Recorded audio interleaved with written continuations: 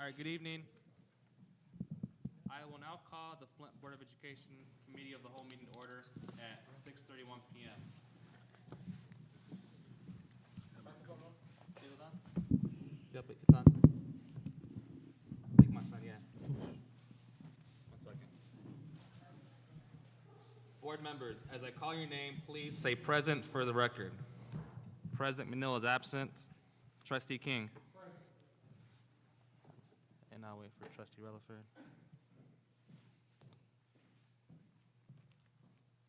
Trustee Relaford. Vice President Clack. Present. Assistant Secretary Treasurer McIntyre. Present. Secretary Perkins is absent. And myself, Treasurer Luna, present. We have a quorum.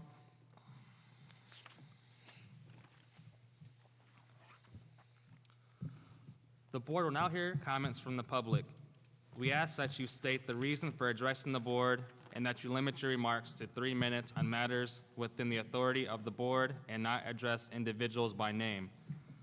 The presiding officer of the board shall have the right to limit the number of persons who may address the board on the same subject. Please state your name and address first before beginning to speak. Is there anyone here from the public who wishes to address the board?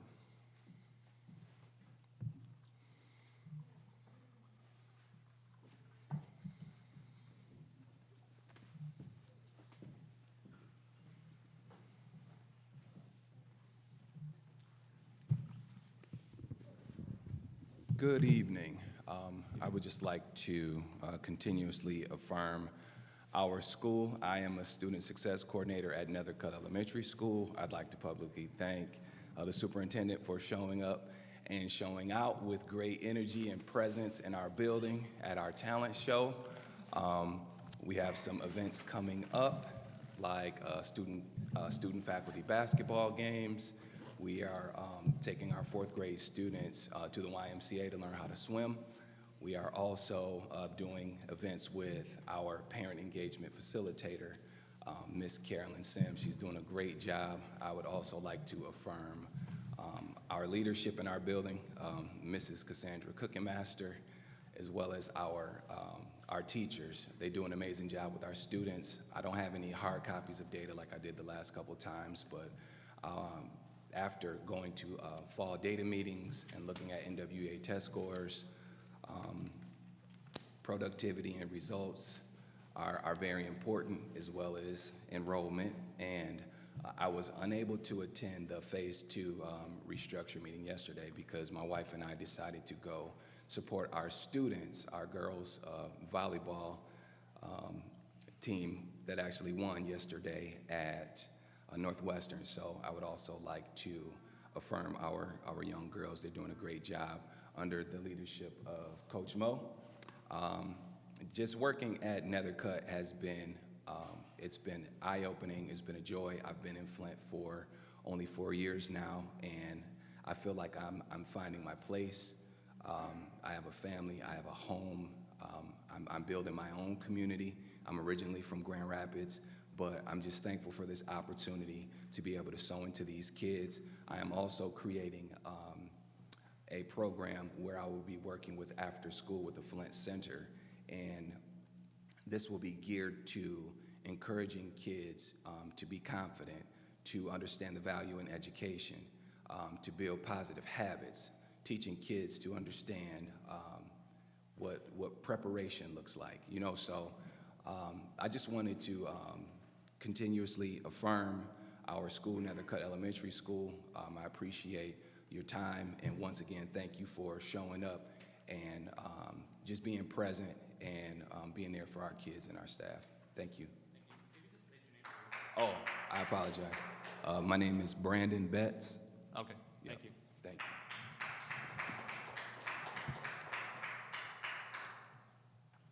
Is there anyone else who wishes to address the board? All right. Go ahead.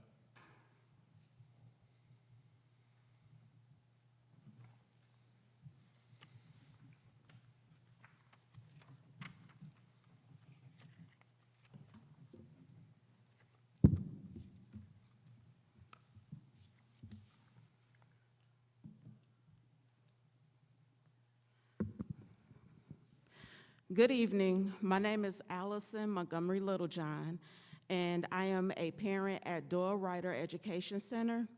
I have 3 sons that attend the school, and we are a school of choice family that reside in the Atherton School District. The last time that I spoke at a Flint Board of Education meeting, I spoke highly about my family's experience at Doyle Ryder. And for the most part, my opinion still stands. However, I now am concerned with my 4th grader's academic experience with his teacher. And at first I was going to say her name, but I'll keep it confidential for right now. On September 23rd, I met with Dr. Coleman, who I highly respect, regarding my 4th grader's progress report that was all C minuses and 1 B minus, and it lacked commentary from the teacher. Dr. Coleman followed through with speaking to my son's teacher with my concerns. However, that teacher never followed up with me as promised regarding my concerns of where my 4th grader's specific academic challenges are. The last day before intersession, my 4th grader's report card stated all C's and a 3 for citizenship. His first marking period comments are as follows. My 4th grader, I'm keeping his name confidential, is a wonderful student who enjoys learning. Please continue to have your child read to you every night. Also, please make sure that your child is fluent in addition and subtraction. This report card and commentary does not tell me why my 4th grader is performing at a C level. I recently met with both Dr. Coleman and the teacher the week after the students returned from intercession. That teacher informed me that my 4th grader has been aggressive in the classroom and is performing at a 1% proficiency in both reading and math, which I was clueless about. I asked her why my husband and I have not received any communication about this, and she implied that she did not know that we wanted to be notified of this. During this meeting, this teacher presented herself as oblivious and mentally out to lunch. Dr. Coleman had to reiterate my concerns to the teacher for her to understand what I was saying. I also addressed the teacher's lack of attendance in the classroom. Almost daily, my child tells me that this teacher only stays at work for half the school day. This is a lack of continuity of care and instruction time. In addition to this, my child has only brought homework home once since the school year has started. Can I please continue? I'm almost done. Yes, you may. Thank you. Dr. Coleman and I have a plan in place to remove my child from this classroom to see if his academic progress will improve, in addition to me and my husband working with him at home diligently. If there is no progress, then I will be removing him from Flint Community Schools. And if I remove one child, I'm gonna remove the other 2, because that only makes sense, even though they actually have awesome teachers. I appreciate Dr. Coleman. I appreciate my 6th grader and kindergartner's teachers and all of the support staff at Doyle Ryder. They are awesome people to work with. And let me say this, I appreciate all the Black men in that school. It feels so good to see Black men doing good in that school. However, my 4th grader's teacher is a liability to my 4th grader and to other students in her classroom. I don't know if she thinks that my child is just another nigga, but I'm not having it at all. Allah entrusted his soul to me, and I'm going to fight for him on all levels. And I'm also going to check myself to see what, I'm gonna do whatever it takes to get him right, because there should have been communication. I have no idea what the hell he is doing in class. She told me in that meeting, when I asked her, what specifically are they learning in math? In 4th grade, she told me geometry. Does that make sense to y'all? Because it damn sure don't make sense to me. All right, ma'am. Her attitude was just nonchalant, and I don't like it. Excuse me. Please know that as a parent at Doyle Ryder, I am committed to being an active parent. I use my PTO from work. I am a full-time social worker, master's level. Anytime there's a parent meeting or anytime they need me, Ms. Roberts, the family engagement advocate, needs me, I use my PTO time. Anytime Mr. Bush needs me for a community forum, I use my PTO time. I am willing to advocate not only for my children, but for all children in Flint community schools. I don't know what else to say. I'm at the point where I feel like pulling up in Lansing on the State Board of Education meeting. I would like to know why Flint Community Schools is having a hard time getting money to get qualified teachers in this school district. I am tired of this attitude towards Flint, that Flint is nothing but a bunch of niggas and poor white trash. All right, ma'am. I'm not standing for it. All right, thank you, ma'am. No, thank you. And I hope you take my words seriously. We will. And I will advocate for this school district. Don't play with my children, though. Thank you. Thank you. Are there any more speakers who wish to address the board in the audience? Mr. Chair, what was her name? Allison, ma'am? I got it. Oh, you got it? Okay, never mind. We just want to get your name for the record. We got it. We got it. Yeah, thank you. Going one more time, are there any more speakers who wish to address the board? All right.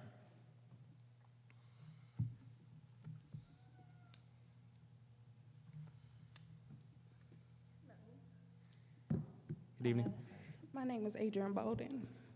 I'm gonna try not to be emotional, but anytime I talk about my children, I am.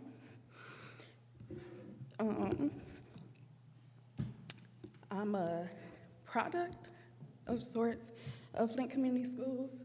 I attended, thank you.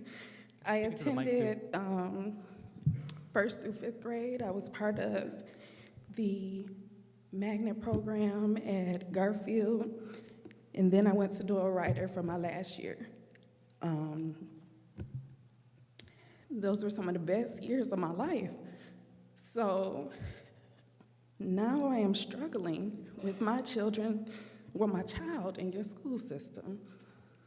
From the very moment that I tried to enroll him at the administration building, I was told the enrollment person was on vacation and that I had to wait a week to enroll him. So I said, I can't let my mom be right. We can do this. We can get him into school. Like this, it can't be like this. My mother sat on the board for 11 years, right there in you guys' seats. I am familiar, inside and out, with what goes on in the school system. And I have tried, since I've been home, to be an advocate for the children. But more than that, I'd like to be a resource. So I've committed a lot of my time to being in the school this year. And the things that I've seen have me disgusted to the point that I can't sleep at night. And I will start with, was it last year? It was last school year. just a couple of things that I noticed. There was some graffiti that was sprayed right on our sidewalk, right where the kids run down to the door every day. Excuse my French, but it said, "Fuck cooking." That was in reference to our principal. I don't know if anybody else could make out what it actually said, but that's what it said. And it sat there for 2 months before it was covered up, poorly at that. But I let that go. And then this year, since I've been in there, I've been asked for help, to help do whatever I can with the kids, which I do happily and freely. And we come up with a few ideas for the school dance that we said would be implemented, that I would be a part of and bring my little drink dispenser and help hand out these unused hats and scarves that have been sitting in the closet probably for a couple of years. We weren't able to do it. Simply no, we're not doing it.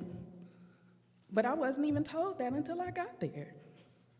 I was assured that there would be $40, $50 for some donuts and cider so we could hand this out at the school dance. But that's not here nor there. My main issue, the day of the dance, I've recently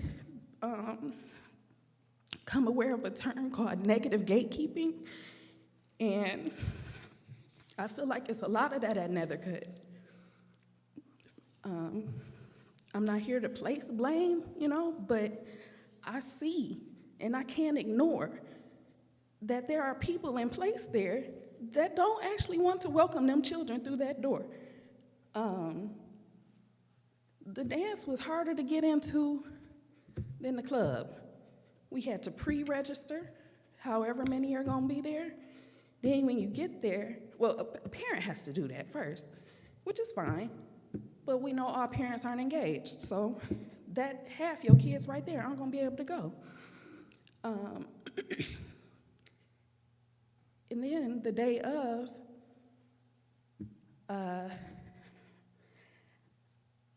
the dance was on a Friday. That Thursday, I sat in the perfect attendance luncheon with my son. Friday, he wasn't able to come to school because he had like a little asthma attack the night before.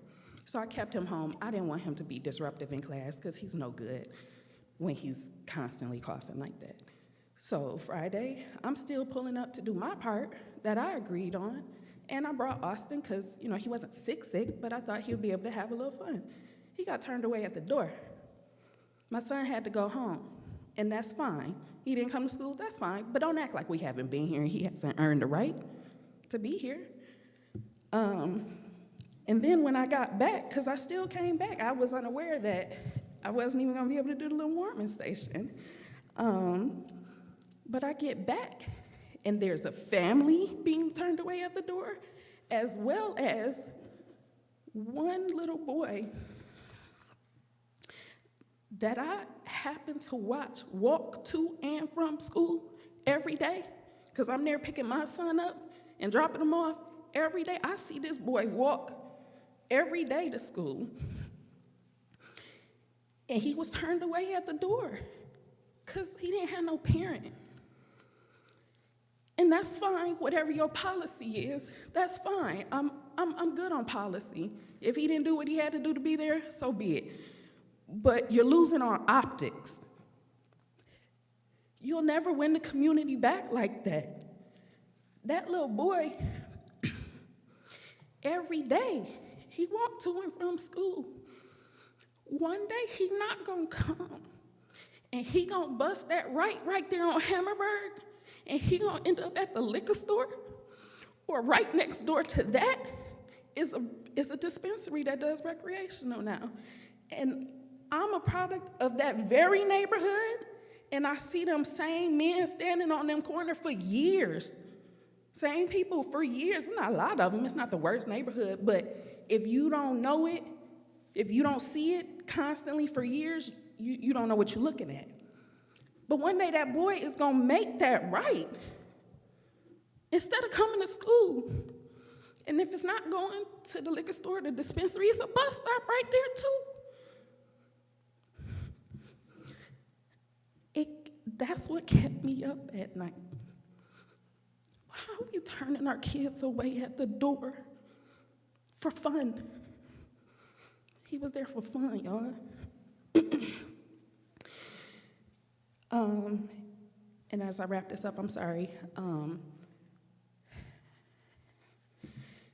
My son has had an issue with a particular child who I know and am familiar with and actually like this little girl, because I know she's just troubled.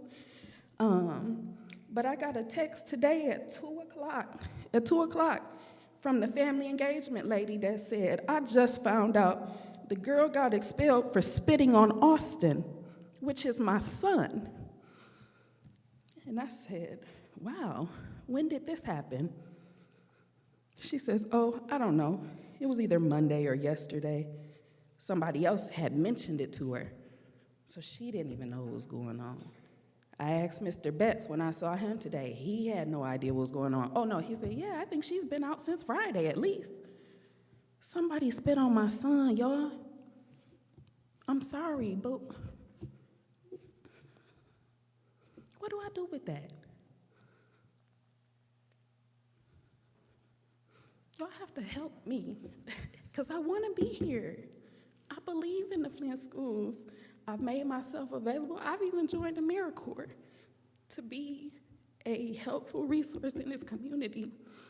And then I go into Nethercutt, and I see in the gym this humongous stack of resources, boxed, untouched, because they don't know where it came from, and they don't know what to do with it. And I understand that it's a big job that seems to be nobody's job, but we can make it my job. I will go through it, I will inventory it, and I will disperse of it responsibly. But what's going on? I went in Doyle Ryder for the health and wellness meeting, and they also, I know they just went through a renovation, and I don't claim to know anything that's going on in that school, but also huge stacks of boxes just right there in the doorway. The previous health and wellness meeting that I went to at Southwestern in April, y'all put us in a room where half the lighting didn't work. Half the lights didn't work in the room. So at this meeting here, last month, they're asking us to figure out how to get the mental health information to the students, because the health and wellness team doesn't have any time in the classroom. None of the social workers and whoever or whatever that's on that team, they can't actually get the information to the students because they don't have classes or whatever for it. How? Our city is in a mental health crisis. Our children are the product of this lead crisis. Clearly they have mental health issues. How is this a problem for us? Mental health is paramount in our community. I don't understand. I'm having a hard time, because in my mind, I know my son deserves better than this, but in my heart, there's no better place for him to be.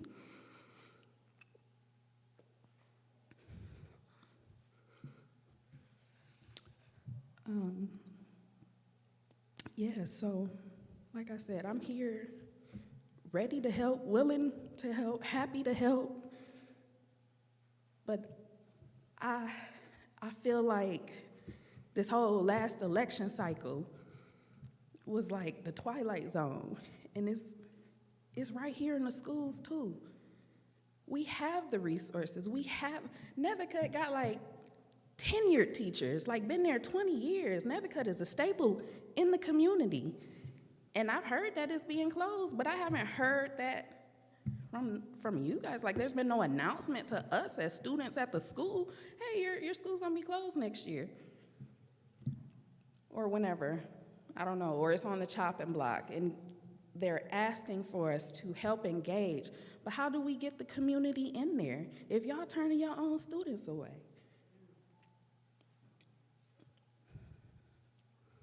Thank you, ma'am. Thank you.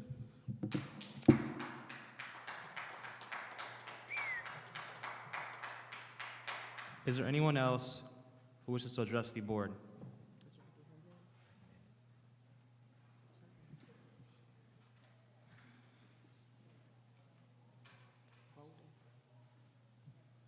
Good evening. My name is Monique L. Campbell. I am coming as not as a staff member, because I am a behavior specialist at Nethercutt Elementary, but I am also coming as a parent. I have a kindergarten at Nethercutt who is thriving. If you know, we have one of the best kindergarten teachers in the state of Michigan to me. I brought my daughter to Nethercutt because I know she will thrive. My daughter was already doing math, adding and subtracting at 3 years old to know that she's somewhere that she can thrive more. My daughter is also starting to read, and this is month 4 of school. My daughter is actually, every time she sees something, she's sounding it out and she's reading it. To me, that is amazing because she's only 5 years old. So for me, I am proud because I'm also someone who graduated from Flint Central in 2008 to see my own child thriving through Flint Community Schools, but at Nethercutt Elementary, who I found, because I was a AmeriCorps member at Nethercutt in 2019, right after I had my child, and to come back and become a behavior specialist over there and to see how the students are thriving over there, how the community over there is amazing, how things are changing for the good and not the bad. Even the outcome of whatever it may be, I see the change every day in students. I see the appearance of students come and change every single day. Our attendance is changing. Our disciplines are changing. There's things in the building that's changing every single day. As you walk through the building, you see and you are greeted with respect and dignity because that's what we get our children every day. Our scholars are loved there. Every day we get affirmation during lunch. We ask the kids, how is your day as a whole? We make sure every time we get a new student in the school, we tell them, say, welcome to Nethercutt. We are a family. We are here to celebrate each other.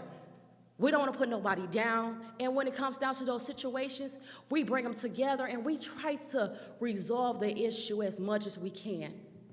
Restorative justice at our school is just like any other school, but we add more to it. We put students one in 2 different situations, and we try to sit them down and talk about it. We don't want to see kids suspended from school for every situation. Sometimes we cannot just stop from suspending a kid because some things, it just happened that way. But we try our best to make a difference in their lives. Because a lot of our kids, from kindergarten to 6th grade, has something going on at home that we don't want to even send them home to. So we try our best to make sure that they come to school every day. When they're not at school, we make phone calls home because we're a family. And that's where I come from, being in Flint Community Schools my whole life. Everybody has always been a family. I know some of you guys are already on the board personally, and I'm grateful because to be a person that actually is working in the schools, but also I am a volunteer parent. I am there no matter what. So I want you guys to really, think about our children in our Nethercutt community schools. That community is a whole. They're a family. Our children love each other. Even when we have our biggest problems, they know how to hug. They know how to shake hands. They know how to go back and say, something, I did that wrong. We are teaching them to have responsibility of their own behaviors at a young age, because somewhere down the line, some of our kids missed it. I also have worked in a high school for several years. And to go from high school to elementary is a huge difference and a huge change for me. But I love every bit of from elementary to high school. It's an amazing journey for me. But I thank you all so much for having me at this moment. Thank you. Is there anyone else who wishes to address the board? All right, seeing none, at this moment, we'll have a presentation by Clark Construction, update on the North Flint campus expansion.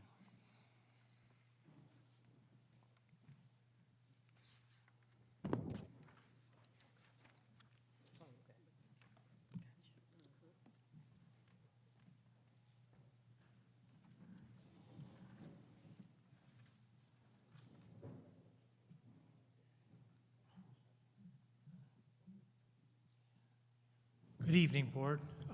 Superintendent Jones, thank you for having us today. Want to start out, I don't have a slide for this, but just so everyone knows, the Oxley Street where we tied in some water and sewer lines, that's right now there's some gravel in there. That's scheduled to be paved on Saturday, November 23rd. So that way it doesn't disrupt school, any operations with students that day. So just as an update. So let's get right into it. So this is the track. So that's panoramic view, so it's literally not circular, but oval.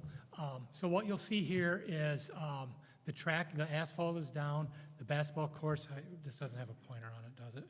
No. Basketball courts are set, they're getting ready to install the basketball goalposts. The fence, the permanent fence that goes around the track is being installed right there. That picture was taken from the roof of the gym at Holmes this morning. So it's a little further along now, but anyway, the permanent fence is there. The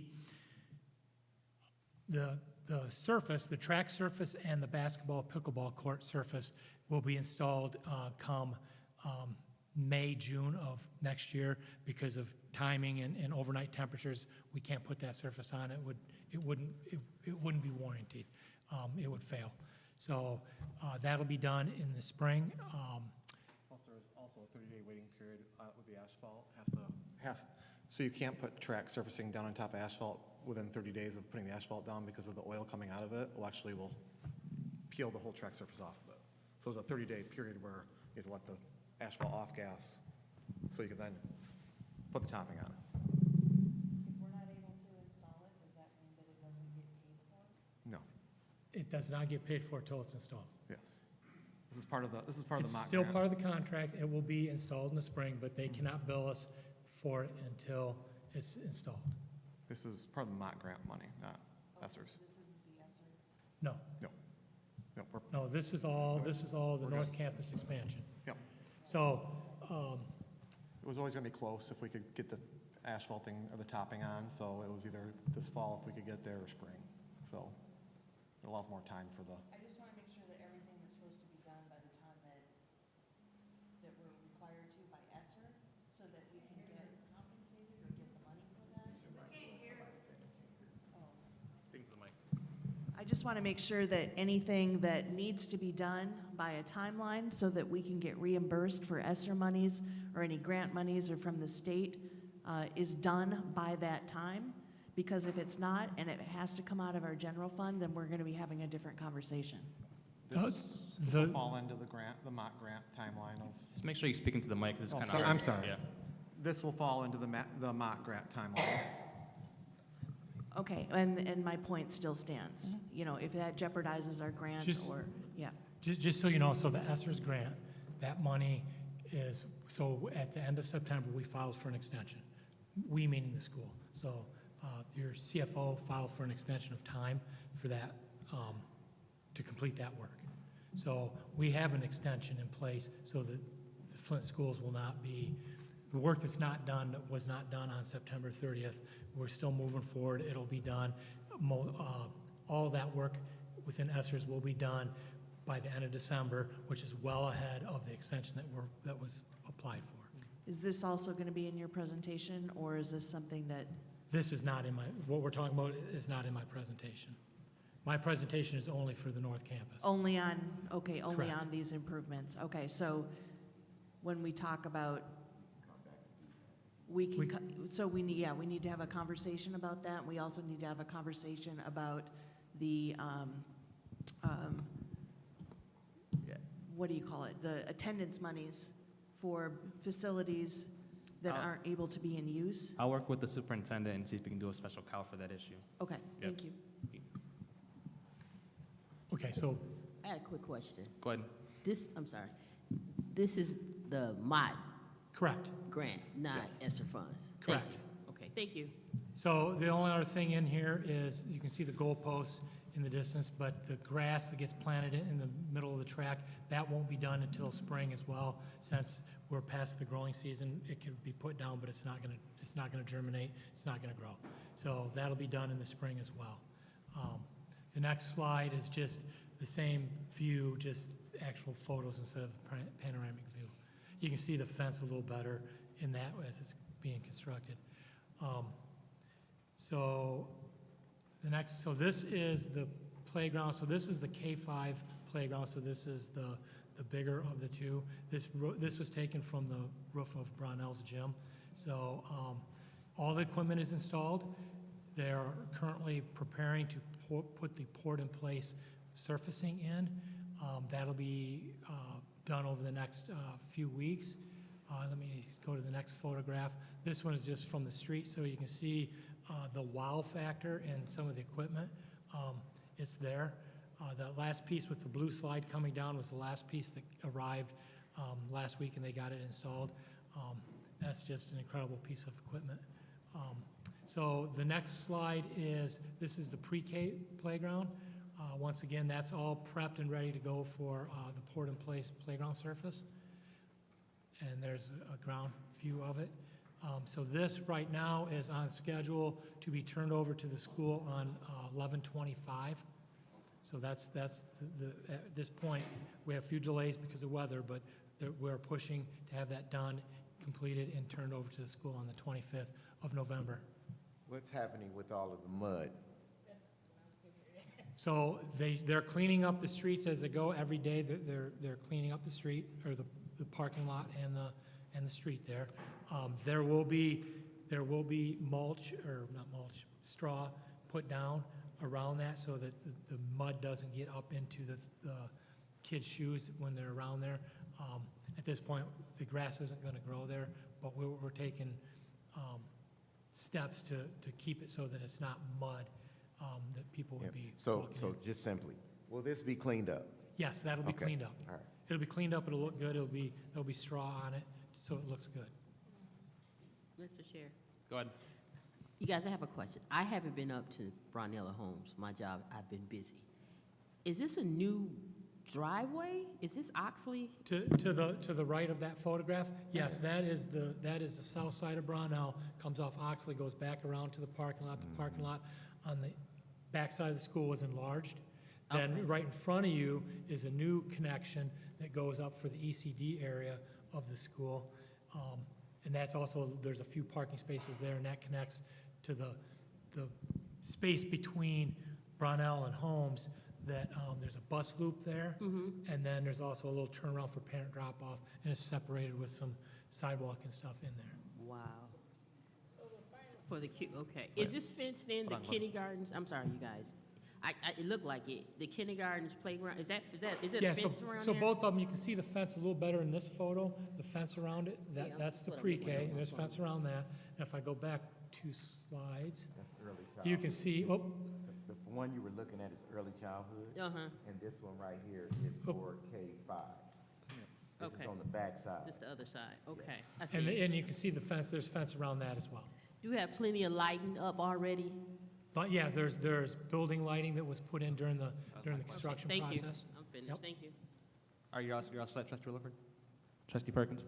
Yeah, so the final, when it's finally done, what is that called that looks like green grass, but it's not? So that's the poured-in-place surface Oh, that's being put in, that they're prepping to do right now. So when we get done at our next presentation, we'll get right back up on the roof, and we'll get pictures looking down on it, because it's going to be amazing. okay, You will be amazed at what All you're right. going to see. okay. Hey, Dan, it was kind of already asked earlier with the lighting. Are there any other, I guess, security measures to protect the equipment and the property? So- Other than a camera.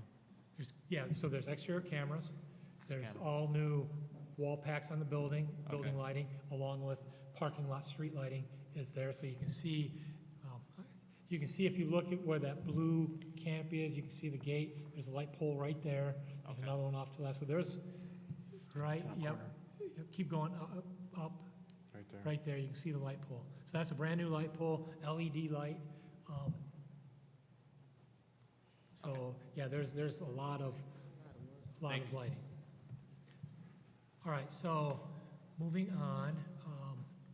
All right, so this photo on the left, that is the foundation for the connector that goes from from the cube, which is out in the far distance, coming up to Brownell. So that is the connector, that is the foundation for the connector.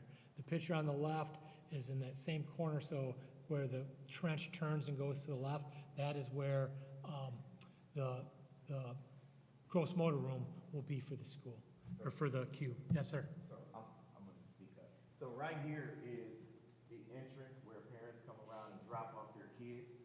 And then this is the front entrance of Brownell. Right here is gonna be a long hallway so that the K-5 children do not have to go into the early childhood space, which is right here. This door here, this is gonna be a door here, where the early childhood, if they're going into the cube, they'll go through that door to come out. But all other scholars will come through this hallway, and the cube is like right there. The cube will be right there. And this area here is moving out to the cube. So this is the walkway, and then that walkway ends up being, am I right? Yeah, you're spot on. Yeah. You're spot on. So, This is home. Okay, now. yes, And this is the cube, Okay, right here. okay. Gross motor right over in here. yes, Right? yes, you got it, sir. Yep, yep. All right. All right, so, and you'll see in the photo to the left, there's a few guys in a little hole that you'll see coming up here in the next slide to the right. That is the pit for the elevator. So that's the elevator pit. Okay. So you'll see what we got going on. Yeah, so the hole, that's where a sump pump goes. So if water gets in there, it can be pumped out. Okay. So then the picture on the left is what would be the north side of the cube, the foundation, heading out towards Oxley. So that's heading towards Oxley. The street on the right there, that is the bus loop for the school. So that's where we're at right now as far as foundations. So we're on schedule for that. Masonry is scheduled to begin the 12/16, start putting up masonry walls. We'll start with the elevator shaft, and then we'll back down to the connector, and start building it out. And then steel will soon follow. Right now, the target for completion and turnover to the school is 9/5. That's our target date, to turn everything over. So everything's done, everything is good to go. We're turning the keys over to the school on 9/5.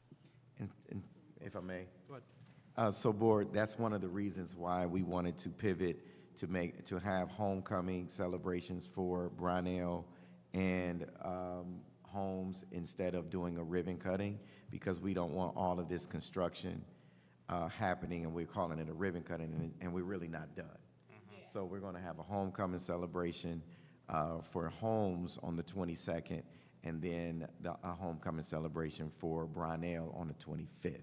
All right, so that information has been going out all day, making sure everyone know. But also, just want to make sure that we have pictures from before, right? So the before pictures for all of our renovations is going to help the board and myself tell the story for some consolidation dollars that we're looking to get to also build a new high school. So we do have that, right? We have Yes, so before pictures. My team has been sending photos to Bridget, and we've been sharing a lot of photos. We also have the scan that we did prior to the renovations at Brownell. We actually brought that scan back in before we turned over the school, and we got it empty, with all the renovations done. We got a scan of that, so I have pictures, all kinds of pictures of what you're asking for, Okay, yes. all right, thank you. Is there anybody else for any questions before I go ahead and ask mine? So question about just the actual construction costs. So I know like the last year or two, the state of Michigan changed some of the prevailing wage laws. Has that resulted in an increase of like some of the work being done on the campus? So, yeah, So like plumbing, for example, right, pipe fitting? Right, it does impact.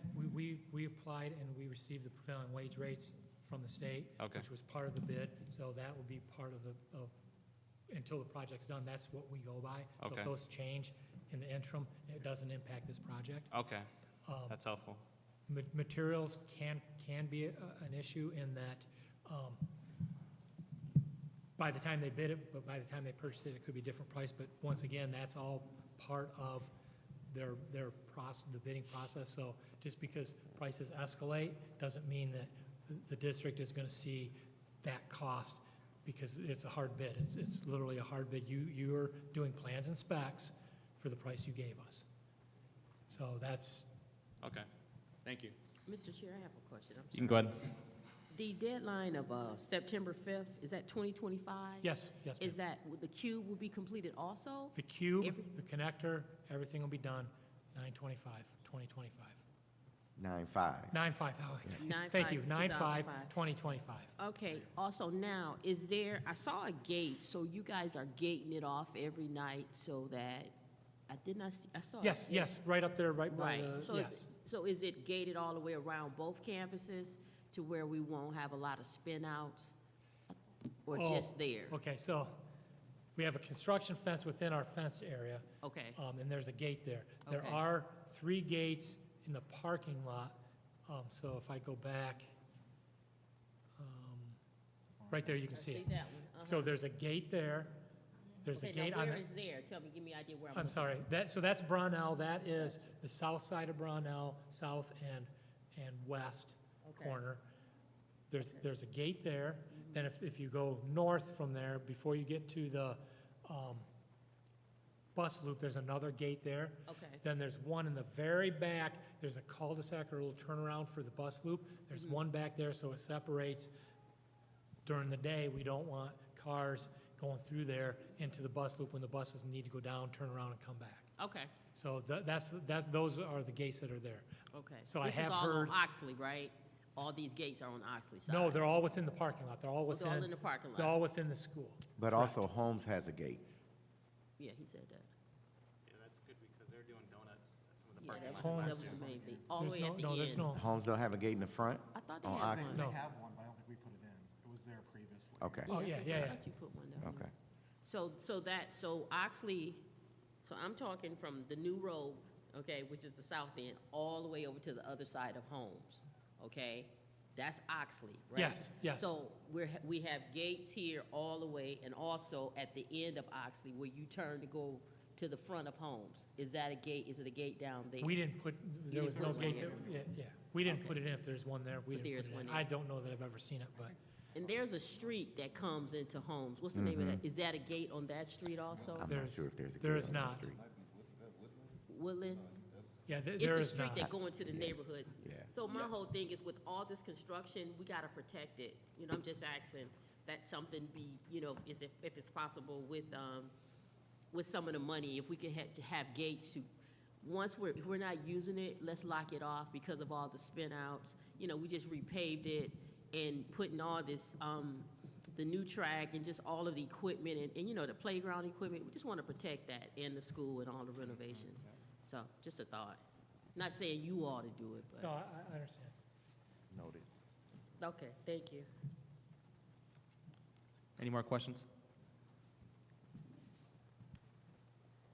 Okay, I think we're all set, and if you guys are done. Great thank you. job, great job, great job. Thank you. Thank you. All right, so to continue with the agenda, I now turn the floor over to Trustee King for the Human Resources portion of the agenda. All righty. I now call the HVAC Committee, the whole meeting to order. Now I call upon Superintendent Jones to present action to the board. Thank you. I seek a motion and a second from the board to move Resolution 1.14, Personnel Recommendations, to the regular board meeting on November 20th, 2024 for adoption. So moved. It's been moved and properly supported. Been moved by, I think it was Treasurer Luna, right? Yep. And then supported by Secretary Perkins. Got you. And then, cool. Any discussion on item 1.14? All right, seeing none. Treasurer Luna, roll call to move item to next meeting, right? Yep. Cool, making sure. Treasurer Luna? Yes. All right, Trustee Rutherford. Yes. Vice President Clyde. Yes. All right, Trustee McIntyre. Yes. Secretary Perkins. Yes. All right, myself, Trustee King. All right, motion passes. 6 yes, 0 no. Mr. Jones. Yep, I seek a motion and a second from the board to move Resolution 1.15, Authorization to approve healthcare services, contracts, agreements, to the regular board meeting on November 20th, 2024 for adoption. Is there a motion from my colleagues? Make the motion. Motion been made. 1.15, Okay. authorization to approve health care services contracts agreements to the next meeting. Support. All right, moved by Secretary Perkins, supported by Treasurer Luna. Is there any discussion? I think Mr. Chair. Ms. Montgomery wanted to explain this out, right? No, You know, to see if anybody had any questions. Questions, you need questions about, 'cause that's a lot, health insurance is a lot to explain out. But yeah, is there any questions for Ms. I have a question. Trustee Rutherford? This was a barrier to conversations you guys were having with the union. Is that taken care of? Yes. Okay. Yep. I'm good. All Thank right. you. Question's been asked. Is there any more questions from my colleagues? Seeing none. Treasurer Luna? Yes. Trustee Rutherford? Yes. Vice President Clark? Yes. Trustee McIntyre? Yes. Secretary Perkins? Yes. Myself, Trustee King, is a yes. Motion passes 6 yes to 0. All right. To my colleagues in your packets, you'll see retirements and resignations. All right, now I turn over to Trustee McIntyre. I would like to call the Academics Committee of the Whole meeting to order. I will now call upon Superintendent Jones to present action to the board. Okay, thank you. I seek a motion and a second from the board to move Resolution 25.10, authorization to sign Memorandum of Understanding with University of Michigan-Flint Dual Enrollment Enhanced Program to the regular board meeting on November 20th, 2024 for adoption. I'll make the motion to move 2510. I gotta read the whole thing to the board meeting. Okay. Support. It has been properly moved and seconded. Is there any discussion? Yeah, Madam Chair, through you to the superintendent. Actually, I can ask Mrs. Fields, actually, it's fine.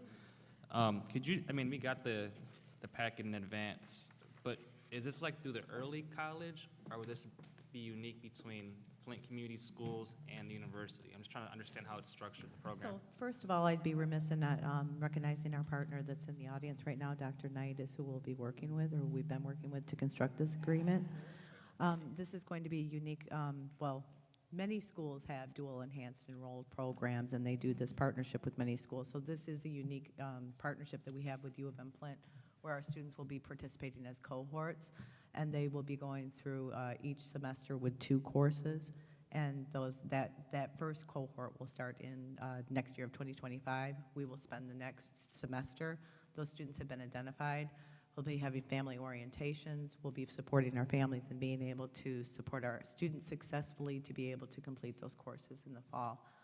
The students would then be participating in those courses at U of M Flint, and they would be with identified instructors and a course catalog and courses that they'd be able to choose from. Thank you.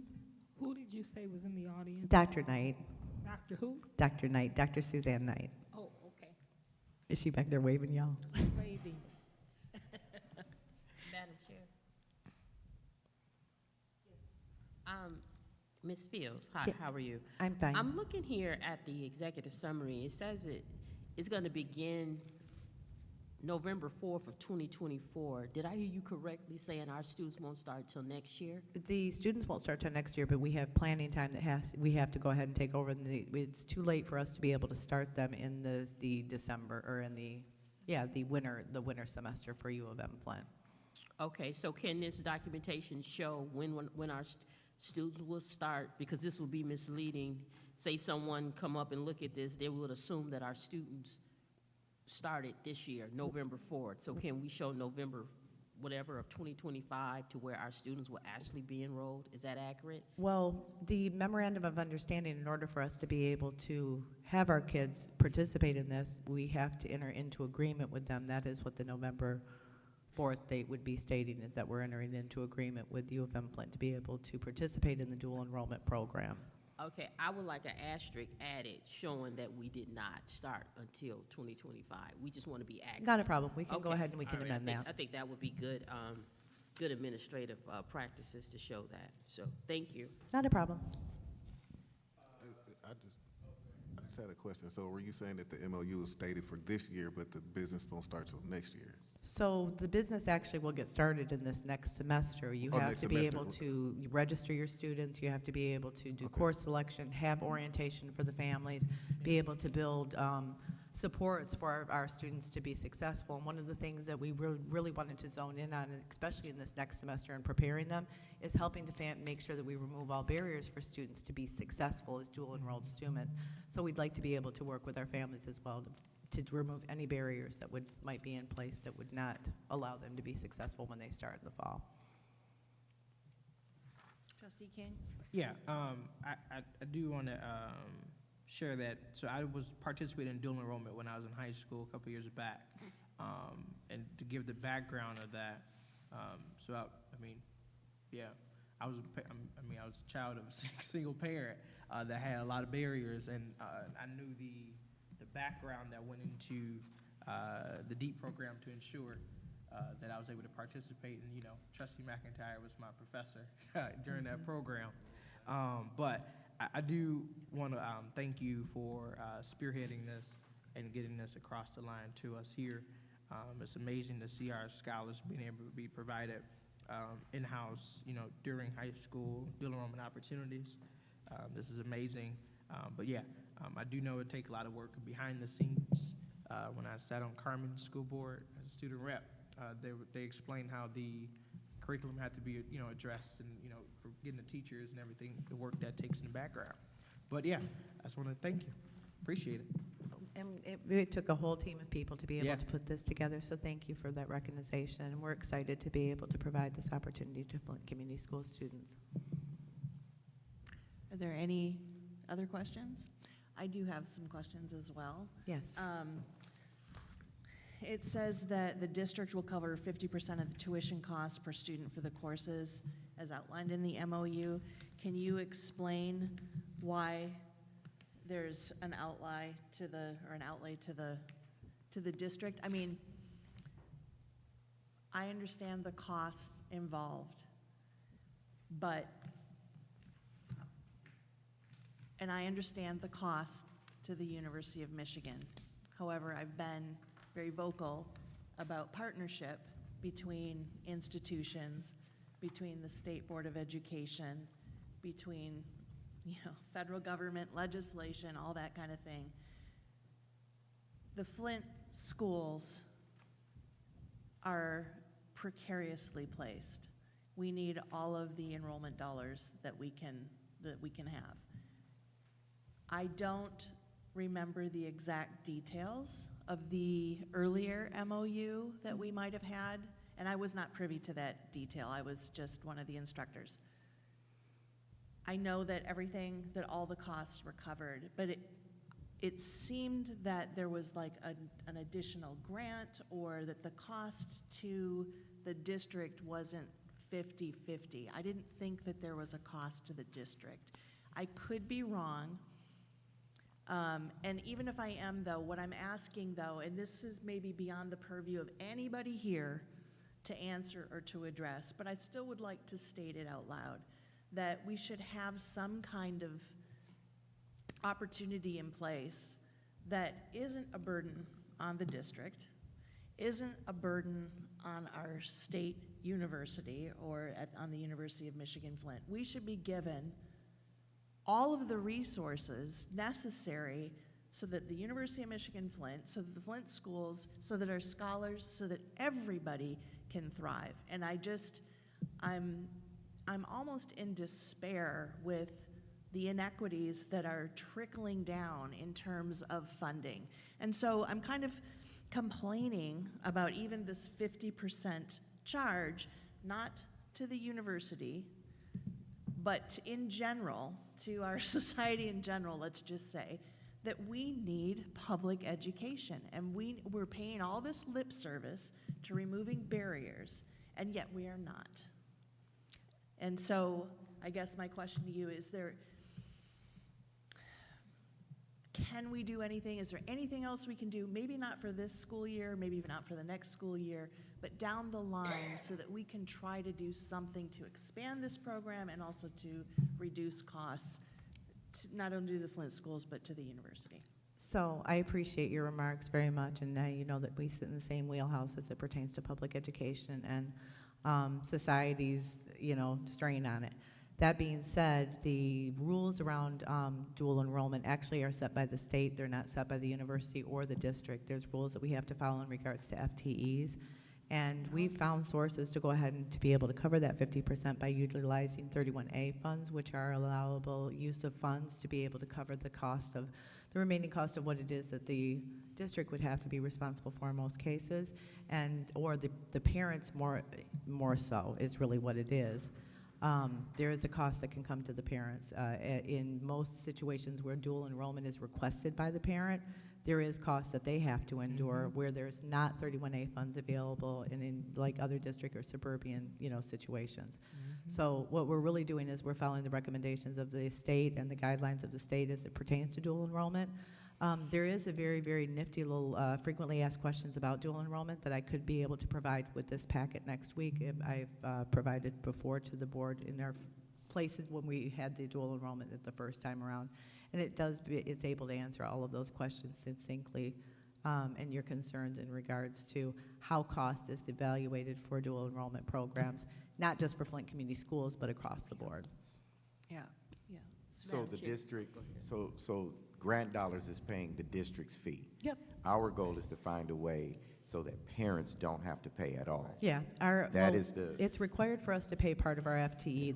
That's anybody. It doesn't matter what district it is. FTE is a part of that thing. Yeah. That's the state's rules around dual enrollment. We're lucky enough to have 31A funds to be able to reduce the cost for the district and for parents, either way. I'm sorry. Yes. Madam Chair, is it, with that, you guys know I'm always for trying not to have the parents pay anything. So with the 31A funds, those could be used.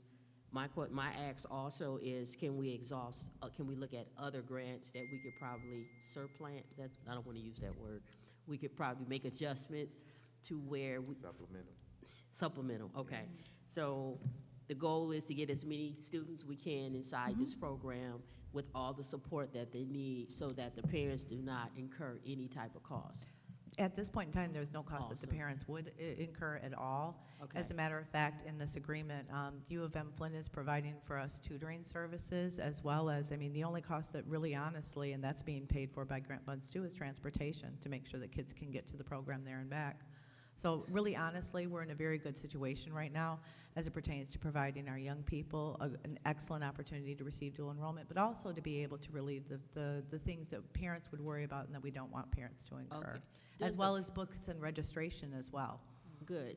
And this may be off, but can the Promise program come into play with this? No, you're not allowed to use, so Until that's they that's graduate? actually a really great lift, but no, you're not allowed to use the Promise program as long as they are in high school. As long as they're in high school. But, the goal is for hopefully that our students would be able to do post-secondary and be able to, articulate into U of M's program where that promise would be a great opportunity for them to be able to pay for their schooling. So this won't disqualify them Nope, being able not to at all. use the Promise program? Nope, not at Okay, very all. good. All right, thank you. You're welcome. Trustee Luna, you had a? Yeah, just a quick comment. We just hired a lobbyist yesterday. I would say maybe at the retreat Oh, next month yes. or offline, we could give the superintendent and his team a list of like policy/appropriation recommendations or ideas we could help with programs like this because it's specific to us now. So just putting that out there. No, absolutely. And again, strengthen that partnership because there's like a town and gown separation. We need to really all come together. And I think utilizing the lobbyist to, further legislation or, even the inclination of some of our legislators to like change the system because this is just, it's costs more to do less the way that it's set up. Trustee King, did you? Yeah, I just want to make sure you point out something that I wasn't able to benefit from was textbooks being covered by Yep. U of M Flint. Yep. I see that. When them college I told you I was, child of a single parent, and I could not really afford, and I had to pay for textbooks, and them college textbooks are expensive. But to see our Flint kids being able not to Mine have to weren't. pay for textbooks, It's number 12. Yeah, that is amazing. Yeah, to me, that's amazing, because, yeah, them college textbooks. 50%. So, and I would be remiss in not saying this, Dr. Susan Knight is probably one of the greatest advocates for Flint kids. This project has been meaningful to her. I don't even think that I'm speaking for her as much as speaking through me. And there is nothing that she wouldn't do to make sure that our kids our scholars received every possible opportunity that they could.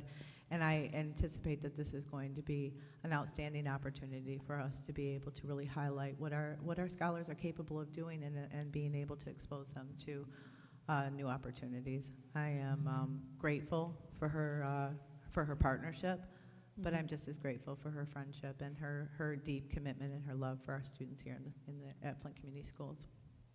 Yeah, and just, I don't want to, talk about, what your business was, Trustee King, but you weren't with the Flint schools. No, I when was- you did. So yeah. when the Flint schools were part of dual enrollment, the textbooks were Yep. covered.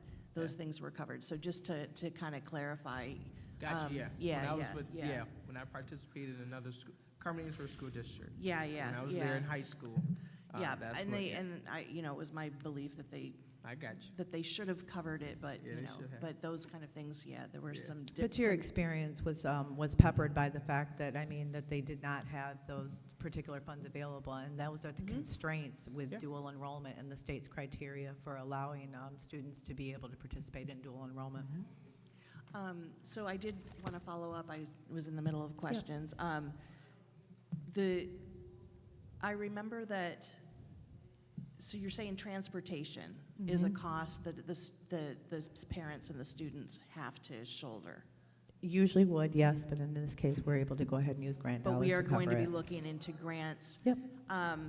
Another thing that I know that we've already discussed, that I've thrown out there that I would like to uplift, is the resources for the parents. So books for the parents, maybe, we have, I don't know if U of M usually provides like a tutor.